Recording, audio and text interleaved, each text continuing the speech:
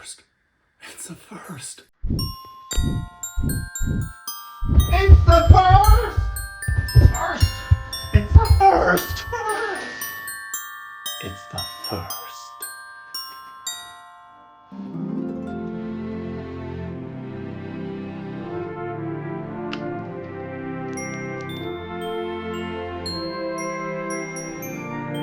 It's a train. It's a train! I was right!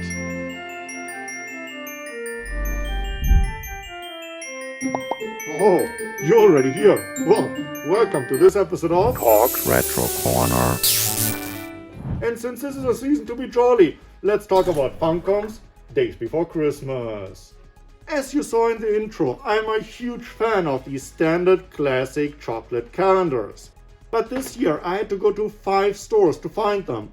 All other stores had like Lego, Premium Chocolate, Funko Pop, Gemstone, Lip balm, makeup, candle, tea, cigar, or even whiskey calendars. I'm not kidding, it's like these companies had brainstorming sessions, and no matter how crazy the idea was, there would always be this 111 crazy dude saying, "Yo, let's make it into a calendar, bro."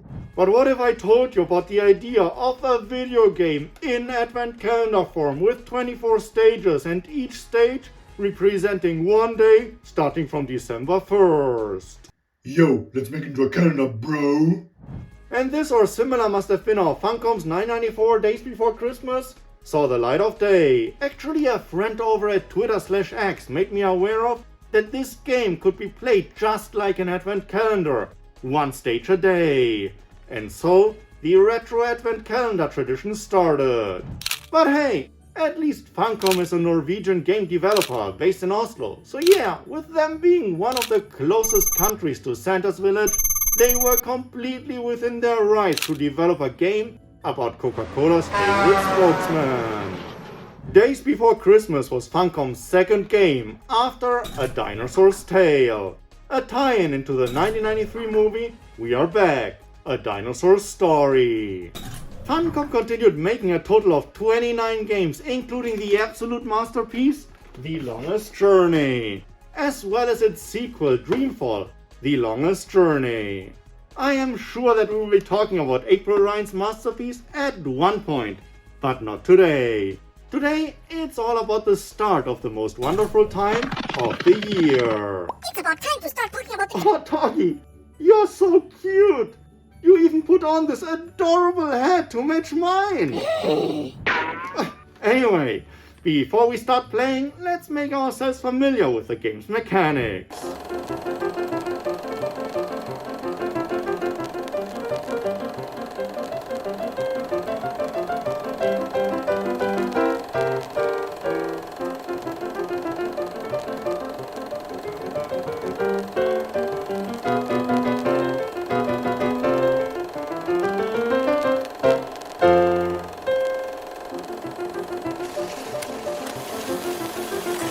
Alright, it's finally time to... Finally, how long did you want to go on without showing any gameplay, bro? This is supposed to be a gaming show, you sucker! Okay, anyway, without any further ado, let's insert the card and pick up the controller. Okay, here we are, Days Before Christmas. And let's start with the story. So, a bunch of crooks have stolen all the presents, leaving Santa with no option but to slaughter through 24 enemy-infested jump and run levels to save Christmas. And this brings us to the level select screen. It's designed like my favorite advent calendars, but it's a bit of a failure though. Instead of letting us capable players search and click on the right stage number, it just opens it automatically. They could have done better here. As it is, it's just an atmospheric level map, nothing else. And it's not the best looking one either. Alright, our goal in each level is to reach the star, which obviously guides us to... We were led by a star. Led by Butterball, I got out! We wish to praise the infant. Is this some kind of joke? No. It just guides us to our score, the level select screen, the beautiful pixel art of the next level. Repeat. But let's stick with the gameplay first. Days Before Christmas is a platformer through and through. It ticks all the right boxes. Conveyor belts, magic carpets, disappearing platforms, hanging cables, cranes, vines, and so on and so forth.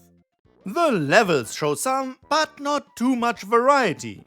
You run around indoors, out in the snow, in caves, toy factories, etc. Along the way you collect items, for example Christmas hats, which also represent your life bar. You get hit and you lose one. Santa, obviously as per the story, collects a lot of presents and opens some? Yep. Gold ones are always good. These contain the hats, checkpoint bells and elves. Red presents are a mixed bag though. These contain bombs, enemies, but also extra lives. And then there are the blue ones that are left by your enemies. You collect these for future usage? Anyway, before getting that Santa actually removes the spells from the enemies and converts the toys back into presents, I always thought that he is just a ruthless killer. And that by using his blue magic, or later on the power of fire, he annihilates his enemies. But then it clicked. Santa can't be that badass, or can he? Well, so there are coffee cups scattered around the levels, and once he chucks one of those down, he transforms into Anti-Claus, with a time limit. As the evil-looking brother from a different mother, you beat the out of your enemies and are invincible. But you cannot pick up any items. So a completely different playstyle. The settings menu even lets you choose how long this conversion lasts, to tailor your experience a bit to your character. But in either form, you will be fearlessly fighting everything that people typically give away as presents. Rats, penguins, snowmen, bats, fish, spiders, and of course all sorts of toys. As mentioned earlier, after knocking down your enemies, these transform back into presents. Blue presents, which you use in these shoot-'em-up stages? Yep. Every 6 levels the game changes into a side-scrolling shoot-'em-up where Santa flies around in his sled avoiding all sorts of local hazards. I am pretty sure that hot air balloons are typical for London's skyline. Satellites are standard for Russia. Kites and pets with jetpacks are common in Japan. And flying footballs as well as chopper pads usually decorate the skies of the US. And to top it off, these stages seem to be a bit out of order.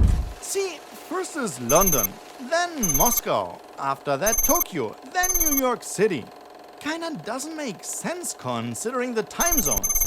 Santa should have just started in Tokyo, then fly westward. But then again, with a total playtime of 45 minutes to an hour, the game is not very long and therefore Dear Santa could have made it in fact the way he did. Anyway, back to the game. And Funcom already showed their love for details in this early title. Besides the local sites during these shoot-'em-up sequences, they show small details here and there. Candy canes make Santa spin. Sofas let him jump, showing his super funny face. Factory machines draw their eyes, and packing machines box him up? Did anyone actually try this in real life?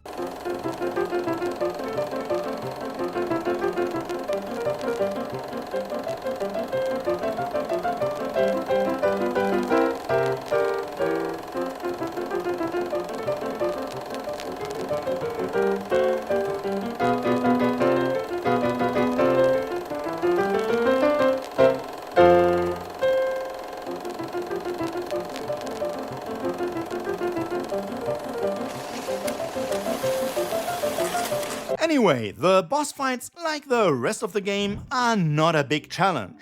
The first one here, for example, You simply stand on this cloud and shoot. The evil snowman's balls will never hit you. But there are also some more interesting ones. Like this guy here. You have to hit him with this 10-ton weight that's hanging from a crane. As said, the game is quite easy, except for some sections, like when the water rises. Once it reaches your head, it's sudden death. Same as when you fall into the abyss, and this is quite frustrating since once you jump, you don't see the platforms below you any longer. But those are just isolated events, and there's even a checkpoint right before this section, so no big deal. In summary, a very atmospheric game, fitting to the season, with Christmassy music and nice effects. I mean, just look at the credit screen with transparency effects, snow falling, and a couple of static layers. The game runs very smooth and the levels are quite easy and not too long. I mean, my average level time was 1 minute and 49 seconds, and I didn't rush at all. And this really makes it a great game to enjoy one stage at a time and the perfect retro advent calendar. I'm playing it on Evercade's Sunsoft Collection 2, with a suspended save, nothing else. Let's see how far I can get and if I can reach Christmas Eve. I hope you join the challenge and comment down below how far you got. And before we get to the outtakes, don't forget to like, comment and subscribe. And while you're here, hit the bell as well. Thanks for watching and see you on the next episode of Talks Retro Corner. Representing one day, starting from December 21st.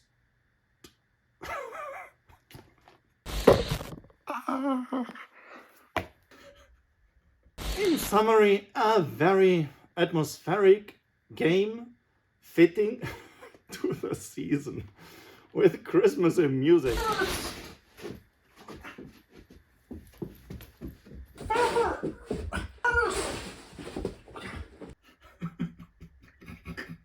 Making it the definitive retroactive.